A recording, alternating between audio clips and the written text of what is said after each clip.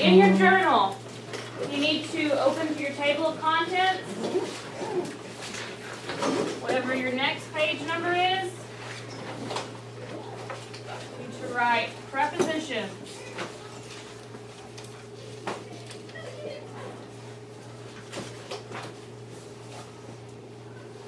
Page number at the top, when you turn to that page, prepositions.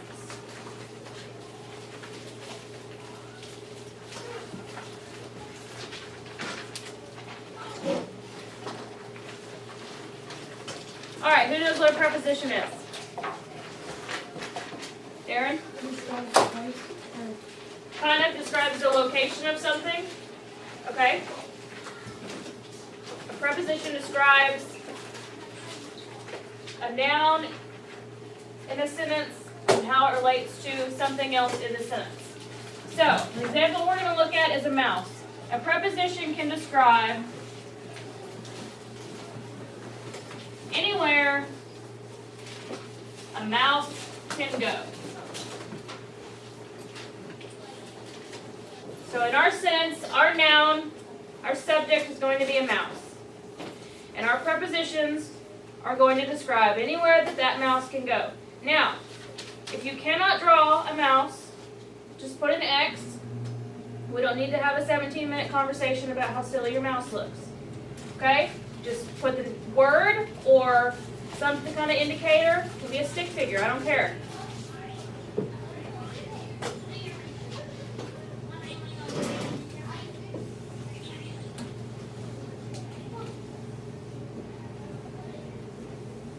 We're going to have a table in our sentence. Our prepositions are going to describe where the mouse is in relation to the table. So they're going to connect the mouse to the table in the sentence. All right? Where are some places that that mouse can go? Alex? Oh. Arnisha? Under the table. He could be under the table. All right?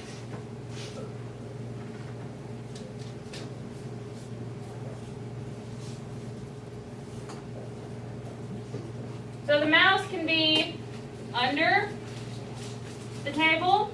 He could be below the table. Where else could he be, Darren? He could be on top of the table. He could be on top of the table.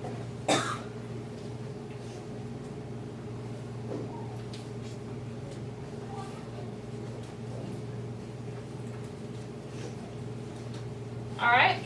So he's on top of the table. He's above the table. Joey? He can be beside the table.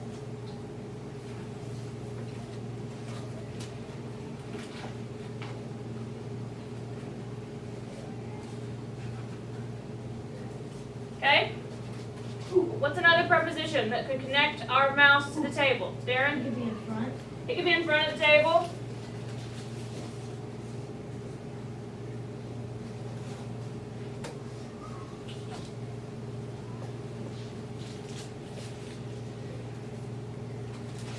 Okay, he is in front. He is also near the table. What if he's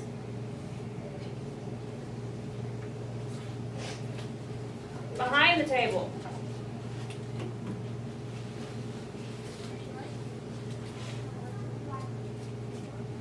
Where's somewhere else he could be? Kaylin?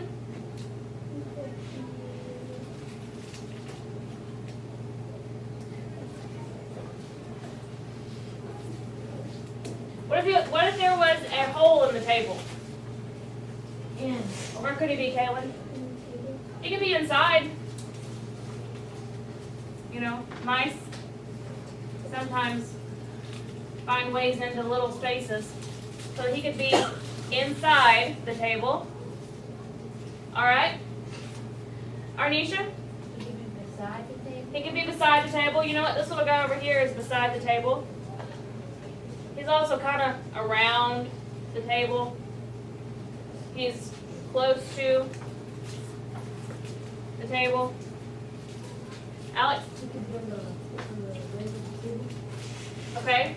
So it could be behind the leg. It could be on it. It could be near it. What if he decided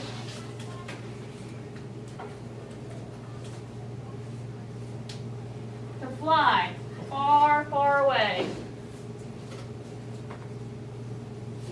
It could be far away from the table.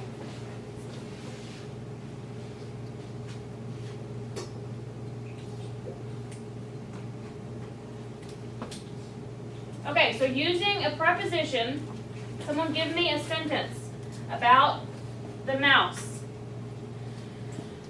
Darren? The mouse is beside the blue and black table. The blue table.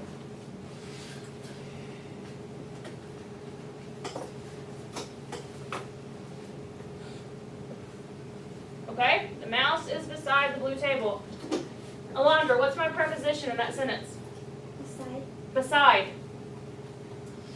Okay? Joey, give me another sentence. The mouse is in the yellow table. The mouse is in the yellow table. And what is my preposition? Faith? Is In. Arnisha? The mouse is behind the brown table.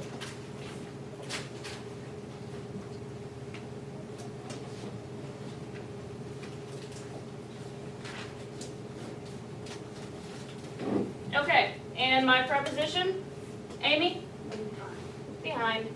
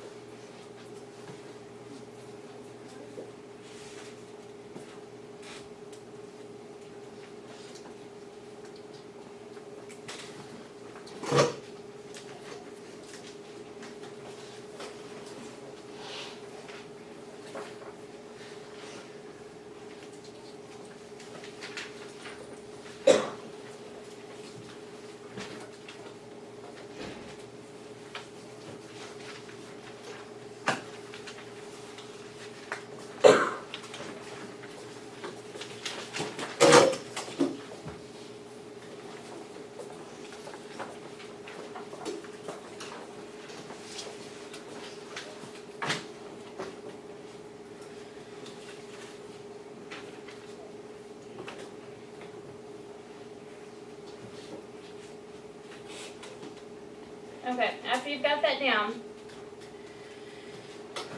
what we're going to do is an inferencing challenge. Y'all have learned about inferencing in reading class, right? What does it mean when I'm reading if I infer something? Arnisha?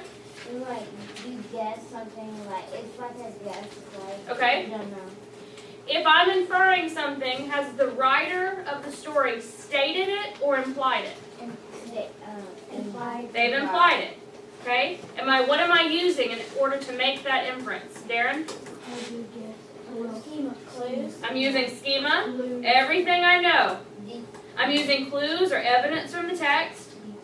Okay? Details from the text. So a writer will imply something so that the reader can infer it. You've practiced doing this in reading. Today, we're going to practice it in writing. You're going to be the author, and you're going to tell your reader something, and they have to infer exactly what it is you're saying. Okay? So what we're going to do in a minute is you're going to write on your paper and tell me about something you did over the weekend. You're not going to specifically say what you did or where you went. You're going to imply it. Your reader then has to use the evidence from your writing and their own schema to figure out where it is that you went. You're going to use prepositions when you do this. Okay? So, let's say, for example, Travis and I took the kids to McDonald's over the weekend. Okay?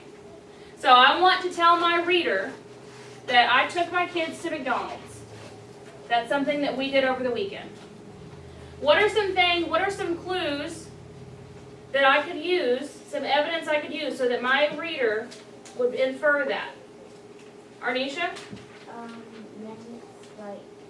Something about McDonald's. Something about McDonald's, like something that is just specific to McDonald's that everyone connects with? Like the playground. Like the playground, okay? Food. The food, chicken nuggets, a Happy Meal. I could reference those things, but I don't want to say McDonald's. Okay, what if I did this?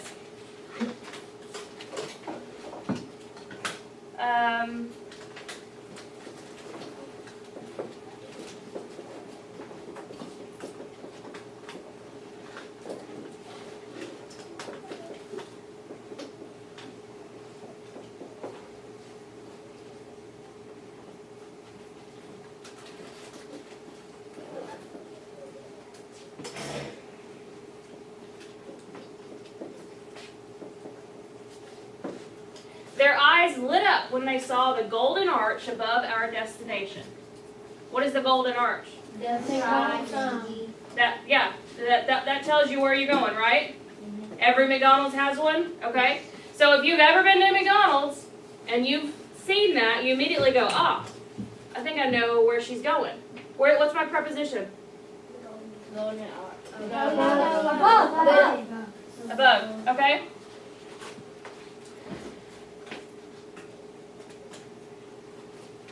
Let's see. Hold on. We'll say after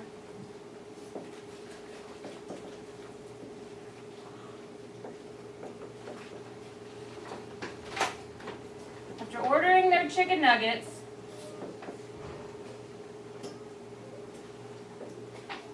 they hurried to the playground.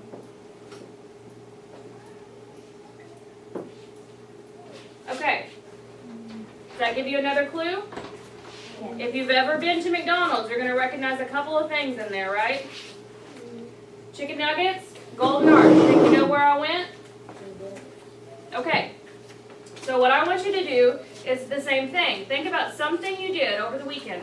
Maybe you played video games all weekend until your eyes were almost black. You sat in front of the TV and played video games. Your thumbs hurt.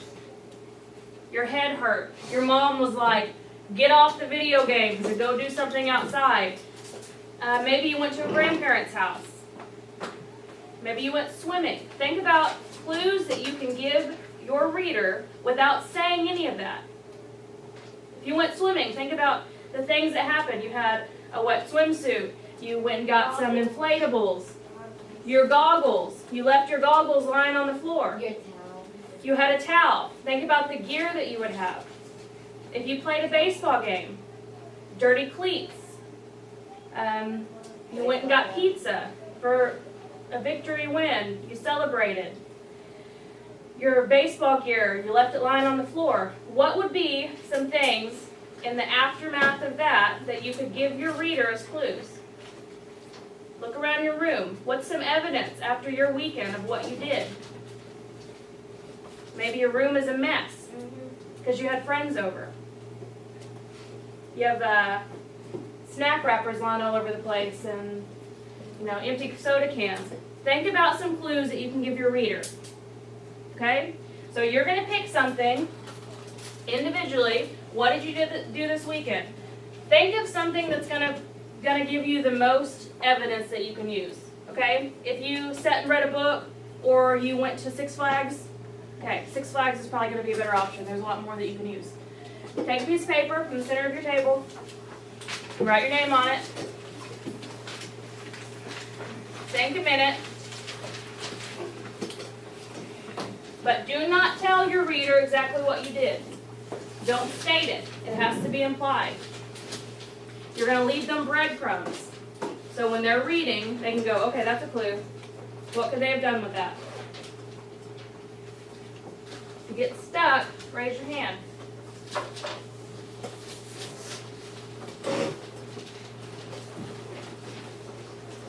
Maybe you have a ticket left over.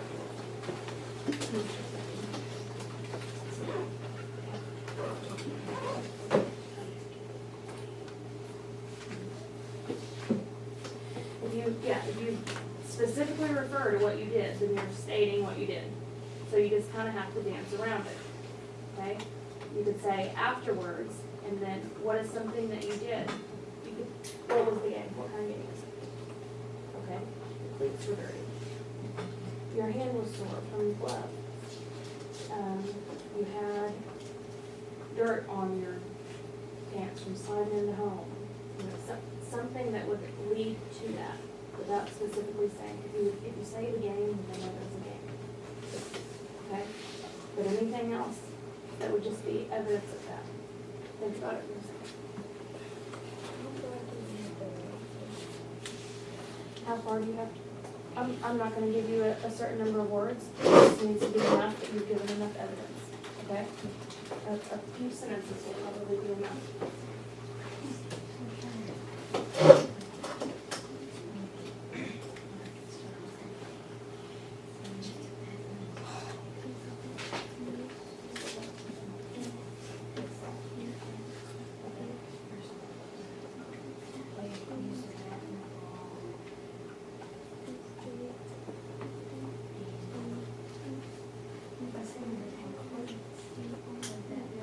Well, it doesn't necessarily need to be a riddle. And look how mine is. Their eyes lit up and I saw a golden arch above our destination. Like, it just, you could say, something about looking in the back of my nose and or maybe you're teaching someone a proposal. Is anything understand what they're telling? Okay, you can allude to it in that way.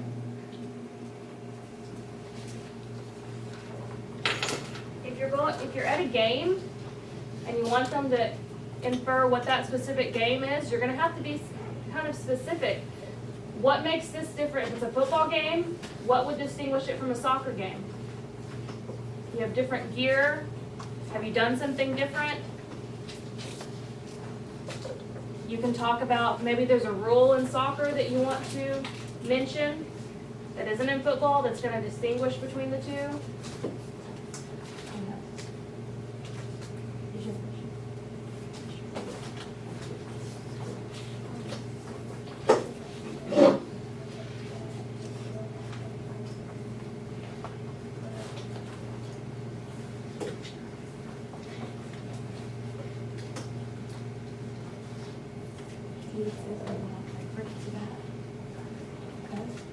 And then they know, okay, she changed something with that.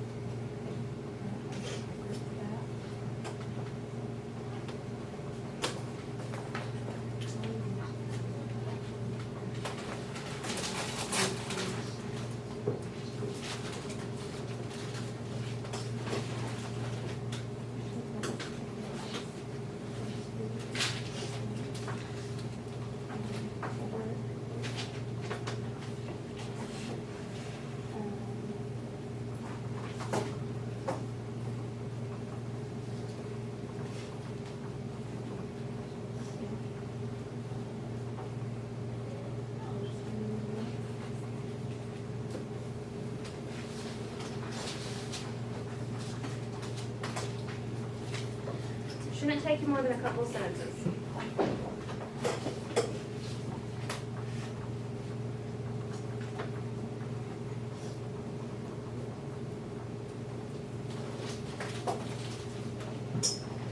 Think about when you're the reader, how you're looking for clues.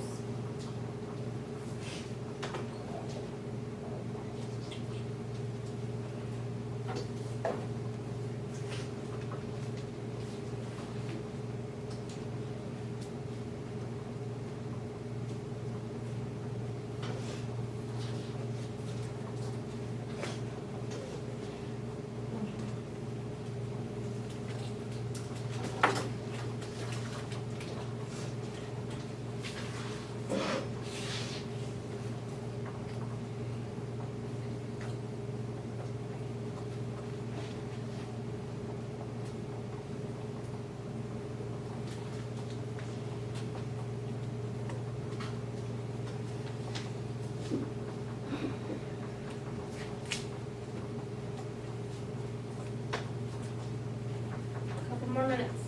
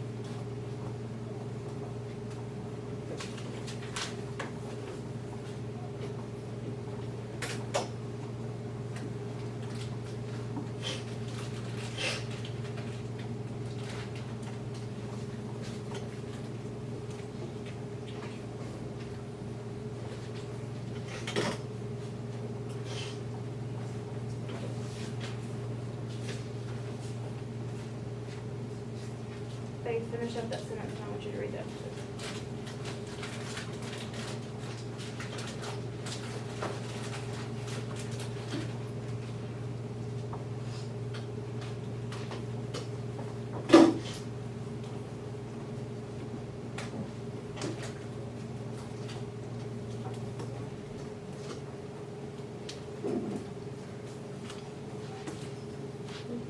Mhm.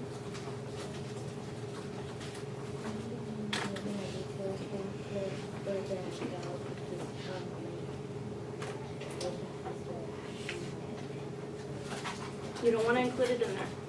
You don't actually put where you went. I can just put where the Just leave it like that. You don't have to do that. Amy, are you finished? Okay, will you read yours?